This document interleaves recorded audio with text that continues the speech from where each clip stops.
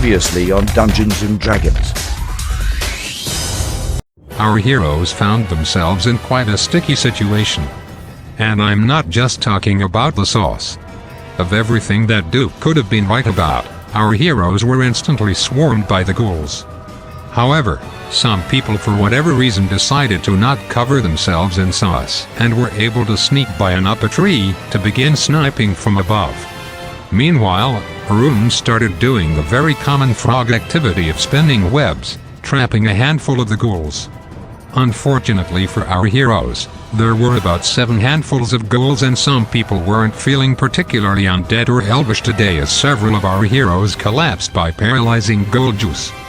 Duke, being the master math magician he is, started eyeballing the trees and decided Bulent is probably high up enough. Probably. He fireballed the ghouls and Bulent's tree and successfully lit the forest on fire. Thankfully, Bulent was sticky enough to jump to the next tree.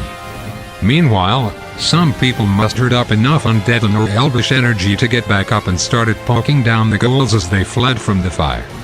Meanwhile, having fulfilled his nature destruction quota for the day, Duke decided he didn't want to be here anymore. He stole Haku and teleported the 2 of them down by the river and recruiting another member to the sauce squad. Meanwhile, Duke had left the other to fend for themselves, which was going pretty well with Ellie magically shielding Rune from harm. There definitely wasn't someone else who might also have needed help. Anyways, with Duke and Haku gone, Ellie started smiting children. Between the child murder and Rune now having released the bees, the survivors decided to get the hell out of the forest. Except for Gordon. Gordon was still stuck. At least, until Bulent decided he didn't want a live ghoul on the ship. Chad, Bulent, and Ellie decided to run into the woods hunting down the remaining witnesses.